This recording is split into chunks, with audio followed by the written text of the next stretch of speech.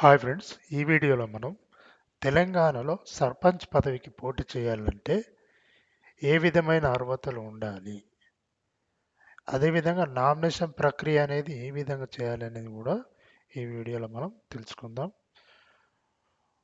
ఎవరైతే సర్పంచ్ పదవికి పోటీ చేయాలనుకుంటారో వారు 21 సంవత్సరాలు పైబడిన వ్యక్తులకు మాత్రమే పోటీ చేసే అవకాశం ఉంటుంది. 21 సంవత్సరం లోపు ఉన్నవారు అర్హతలు కారు. అదేవిధంగా 10వ తరగతి పాస్ అయి ఉండాలి. ఎస్సీ ఎస్టీ వాళ్ళైతే మినిమం అక్షరాస్యత ఉంటే సరిపోతుంది. అదేవిధంగా పోటీ చేసే గ్రామ పంచాయతీ పరిధిలో ఓటు హక్కు అనేది కలిగి ఉండాలి. అదేవిధంగా ఆ గ్రామానికి చెందిన రేషన్ కార్డు మరియు ఆధార్ కార్డు అనేది పొంది ఉండాల్సి ఉంటుంది. అదేవిధంగా ఎవరైతే అభ్యర్థి పోటీ చేయాలనుకున్నారో వారికి నేరపరమైన నేర చరిత్రలో క్రైమ్ రికార్డ్ అనేది ఉండకూడదు. అంటే పోలీస్ స్టేషన్లో ఎఫ్ఐఆర్ ఫైల్ అయ్యి కానీ మీకు ఉండకూడదు. అదేవిధంగా ప్రభుత్వానికి ట్యాక్స్ కానీ లోన్స్ కానీ బకాయిలు లేకుండా ఉండాలి. ఏదైనా నేరపరమైన కేసుల్లో దోషిగా తెలిసిన వ్యక్తులు పోటీ చేయలేరు. అదేవిధంగా సర్పంచ్ ఎన్నిక అనేది గ్రామ ప్రజలు ఓటింగ్ ద్వారా నేరుగా సర్పంచ్ని ఎన్నుకుంటారు. అయితే ఇది రిజర్వేషన్ల ప్రకారం విధంగా మారుతూ ఉంటుంది. కొన్ని రిజర్వేషన్ ప్రకారం మహిళలు ఉంటారు. అదేవిధంగా ఎస్సీ ఎస్టీ బీసీ వర్గాలకు ప్రత్యేక రిజర్వేషన్ అనేది కూడా ప్రభుత్వం అనేది కేటాయించడం జరుగుతుంది. అదేవిధంగా గ్రామ జనాభా ఆధారంగా సర్పంచ్కి గౌరవ వేతనం కూడా ఇస్తారు. ప్రస్తుతం తెలంగాణలో అయితే సర్పంచ్కి 5,000 నుంచి 10,000 వరకు ప్రతి నెలకు గౌరవ వేతనం అనేది లభిస్తూ ఉంటుంది. సర్పంచ్ పదవి కాలం అనేది 5 సంవత్సరాలు అనేది మనకు ఉంటుంది. అదేవిధంగా సర్పంచ్ బాధ్యతలు ఏ విధంగా ఉంటాయనేది తెలుసుకుందాం.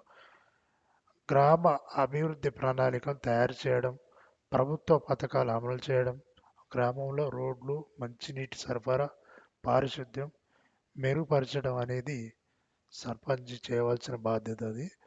అదే పంచాయతీ సమావేశాలను కూడా నిర్వహించాల్సి ఉంటుంది. అదే ప్రభుత్వ నిధులను సమర్థవంతంగా వినియోగించడం అనేది కూడా సర్పంచి బాధ్యత ఉంటుంది. అదేవిధంగా సర్పంచ్ నామినేషన్ ప్రక్రియ అనేది ఏ విధంగా ఉంటుందో తెలుసుకుందాం మనం. నామినేషన్ దాఖలు చేసేందుకు అర్హత అనేది 21 సంవత్సరం నిండి ఉండాలని తెలుసుకున్నాం. అదేవిధంగా గ్రామ పంచాయతీ పరిధిలో ఓటు కలిగి ఉండాలి. తెలంగాణ ప్రభుత్వం నిర్ధారించిన విద్యా అర్హత 10th క్లాస్ పాస్ అయి ఉండాలి. అదే కోర్టులో నేర కేసులో దోషిగా తేల్చకూడదు. అయితే నామినేషన్ దాఖలు చేసేందుకు అవసరమైన డాక్యుమెంట్స్ అనేది ఇక్కడ తెలుసుకుందాం. నామినేషన్ ఫారం 2 స్థానిక ఎన్నికల అధికారి దగ్గర అక్కడ అందుబాటులో ఉంటుంది. అదేవిధంగా గుర్తింపు నివాస ధృవీకరణ పత్రం కూడా ఉండాలి. అంటే ఆధార్ కార్డు, ఓటర్ కార్డు, లేకపోతే మనకు రెవెన్యూ డిపార్ట్మెంట్ నుంచి నివాస ధృవీకరణ పత్రం కూడా ఉంటుంది. అది కూడా మనం ఎవరైతే అభ్యర్థి పోటీ చేయాలనుకుంటారో వాళ్ళు క్యాస్ట్ ఇన్కమ్ సర్టిఫికేట్స్ కూడా తీసుకోవాల్సి ఉంటుంది. అదేవిధంగా నేర చరిత్ర లేదని నిర్ధారించడానికి కూడా సర్టిఫికేట్ అనేది మనం ఆ యొక్క గ్రామ పంచాయతీ పరిధిలో ఉన్న పోలీస్ స్టేషన్ ఉంటుంది కదా, మండల స్థాయి పోలీస్ స్టేషన్ ఉంటుంది కదా, ఆ పోలీస్ స్టేషన్లో మనకైతే నేరపరమైన నిర్ధారించడానికి ఆ యొక్క ఫామ్ అనేది వాళ్ళు ఇవ్వడం జరుగుతుంది. అది కూడా మనం తీసుకోవాల్సి ఉంటుంది. అదేవిధంగా మనం డిపాజిట్ ఫీజు అనేది చెల్లించవలసి ఉంటుంది. అది ఎవరైతే అభ్యర్థి సర్పంచ్ పోటీ చేస్తున్నారో వారు డిపాజిట్ చెల్లించాల్సి ఉంటుంది.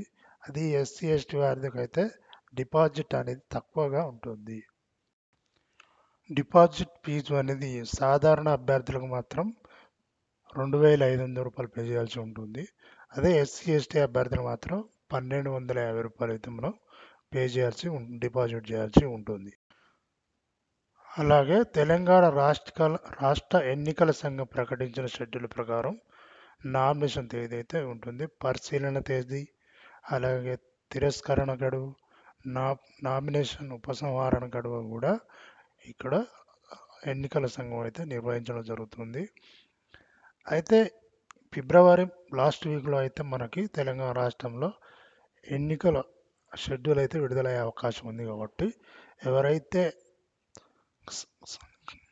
సర్పంచ్ ఎలక్షన్లకు పోటీ చేయాలనుకుంటారో వారైతే ఈ విధమైన డాక్యుమెంట్స్ అయితే మీరు ఉంచుకోవాల్సి ఉంటుంది. ఓకే ఫ్రెండ్స్, ఈ వీడియో మీకు నచ్చితే లైక్ చేయండి, షేర్ చేయండి, సబ్స్క్రైబ్ చేయండి. Thank you.